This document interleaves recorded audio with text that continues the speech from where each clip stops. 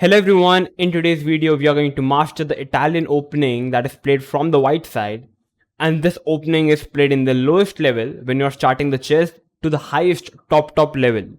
So yeah, after watching this video till the end of the video you are going to fully master the Italian opening and you are going to play this opening in your tournament games. So if you really want to improve your game, this video is very critical. So I don't want to waste any further time, so let's start. So we are playing with the white pieces and we start the game with 1 e4, e5, knight f3, knight c6. And now there are generally two ways for white to continue. Bishop c4, which is known as the Italian, and bishop b5, which is known as the royal pace. We are going to play the move bishop to c4 today, which is known as the Italian opening. And here black is generally having two ways to play, which is bishop c5 and knight to f6. After knight f6, we are going to transpose. But after knight f6, you can also play knight g5, which many players do play. But in the top level, knight g5 is considered to be not the best way if black is fully prepared. So if we are focused on bishop c5, eventually we are going to see knight f6, which is a transposition. So after bishop c5, here we are going to play the move c3. And the idea is pretty clear, we want to play d4. Like many players would ask, why not to develop the knight? Yeah, developing the pieces is the basic fundamental. You can develop the knight, that's nothing wrong with this particular move. But the problem here is, it's basically a dull position, a boring position, because black can play knight f6 and the position is kind of symmetrical and nothing exciting is happening up. So like it's a boring position to play. If you want to have some crazy, if you want to have something in this position, must try to play c3 with the idea of d4 or maybe d3. Anything can happen. Now here we have knight to f6. Like many players would like to play h6 in this position because many of the players are really scared of this knight g5 jump. Though nothing is happening up, if you simply short castle, it's a fine position for black. But many of the players would like to play h6 in this position, which is bad move. You can already strike in the center via d4. Takes, you have to take or else you're going to lose the e5 pawn. Takes, and now bishop b4 check, starting with a check, which makes a lot of sense. Knight c3, and now we have knight to f6, or else what can you play?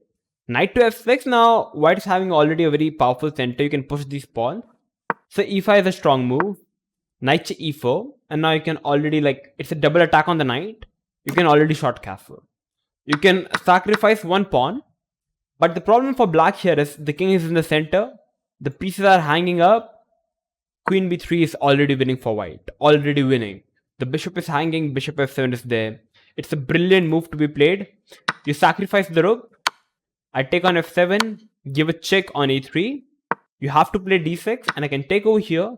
Black have to take back and now already bishop g6 with the threat of mate in 1.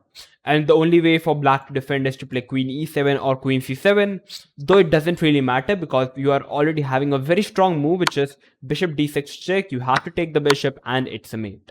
Game over. So that's exactly why h6 is a mistake.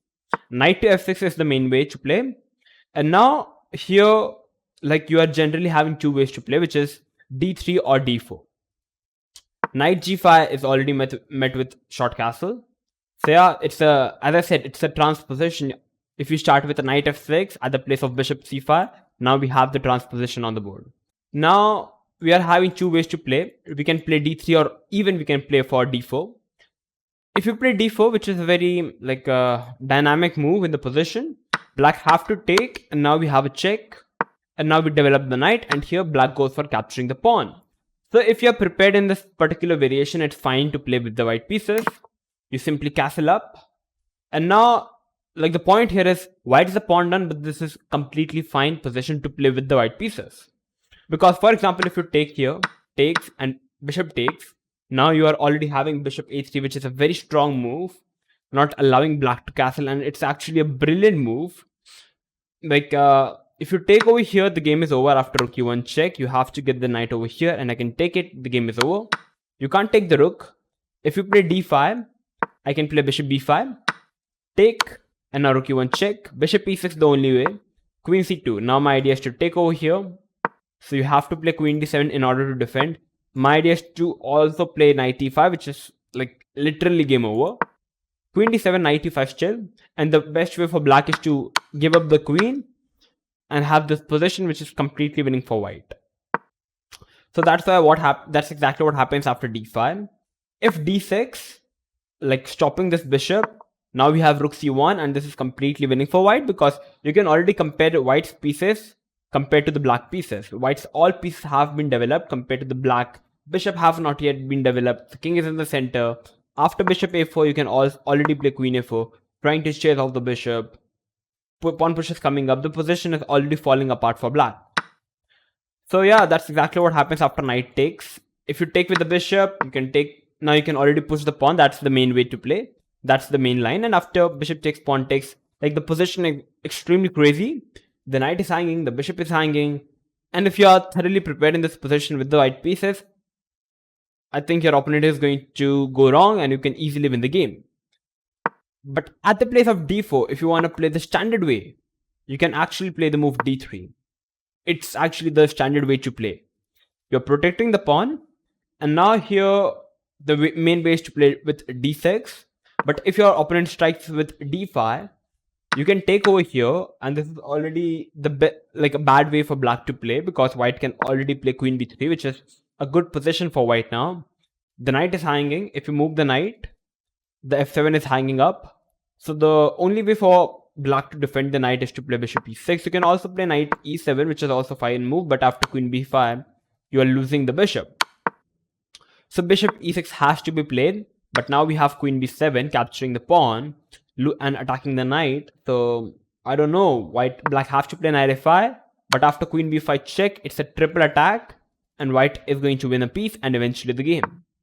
So that's exactly what happens with d5. It's already a mistake, I would say. So d6 is the usual and the best way to play, and we are simply going to short castle in the position. And after short castle, black is actually having many ways for black to play. Black can play short castle, black can play bishop to g4, black can also play a6 in this position. So starting with bishop g4, it's already like not the best way to play. The general way for black to play is to play short castle, a6, bishop e6, trying to neutralize the bishop on c4.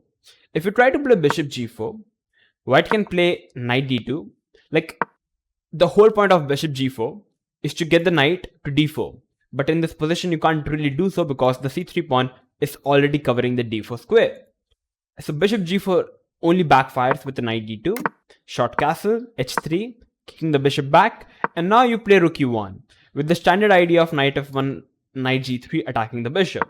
So for example, a6, and whenever black plays a6, we go bishop b3. I'm going to tell you the reason why we go bishop b3.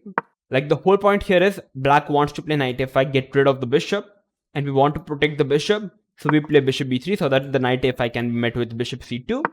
If black plays knight f5 directly, we are having bishop b5 and the bishop is running away. So that's why after a6 we have bishop b3.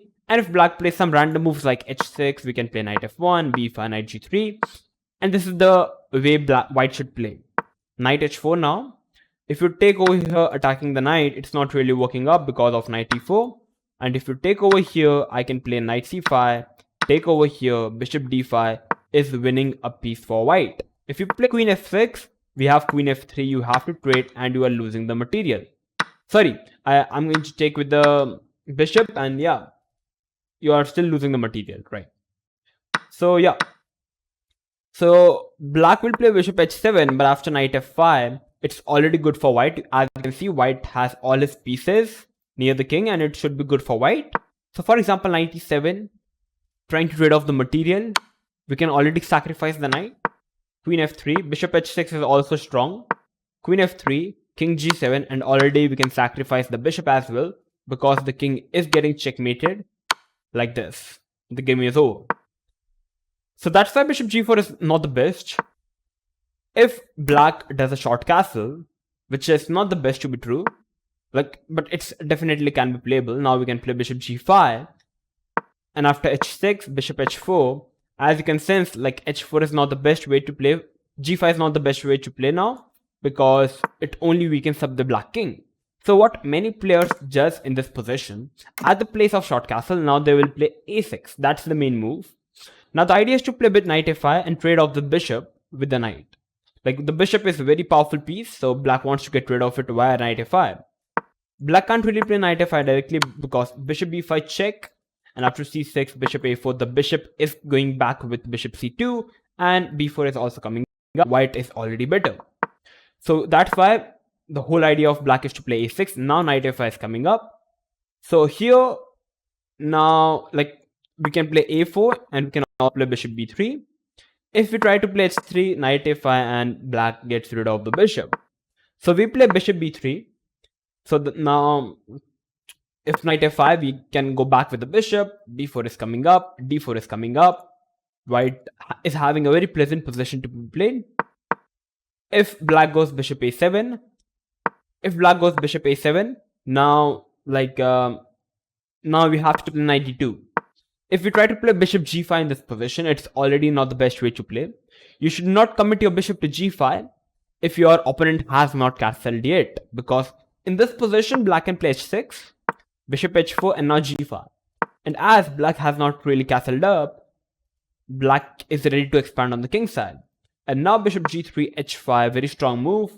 If you take over here, we have h4, and the bishop is trapped. If you take on f7, attacking the queen and the rook, black can play queen e7. If we take the rook, takes, and you can't really take with the f pawn because the bishop on a7 is a very strong piece.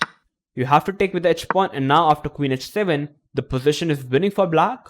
Knight g4 is coming up with the checkmating idea. The knight is hanging, and at the very least, I can play bishop d7 long castle, get my other rook to, other rook to h8, and that's completely winning position. So for example, knight f7, knight g4, and it's an unstoppable mate kind of. You have to sacrifice the queen. So basically the game is over for white. So that's exactly what happens if you play bishop g5. The best way is to play knight d2. And now short castle, you can play h3. You want to play rook e1, knight f1, knight g3. But after rook e1, black is having knight g4 attacking the f2 pawn. So that's why you first play h3. Just covering the g4 square and also getting rid of some back rank issues. And after bishop e6, you can play rook e1, h6, you can play knight f1, rook e8, and you can play bishop c2, preserving the bishops. d5, you can take, and you can put the knight to g3. And this is the most ideal setup for white to play. You develop your b knight to g3, and now you are having some chances to launch an attack to the black king. So this is the way you played the Italian opening with the white pieces. So I believe I have given you the complete recap of how to play the Italian opening. So guys, if you learned anything new from this opening, which I think you might have you might have successfully mastered the Italian opening to play with the white pieces. What are the plans and what are the nuances, what are the bad moves that your opponent can make, how you can punish your opponent with those bad moves. So yeah. So if you guys learned anything new today, make sure to like the video, share this video with everyone, and make sure to subscribe to our channel. And if you want any particular video on any particular opening, just tell me in the comment box below and I'm going to make a video on it. So thank you for watching. I'm going to see you soon. So bye bye.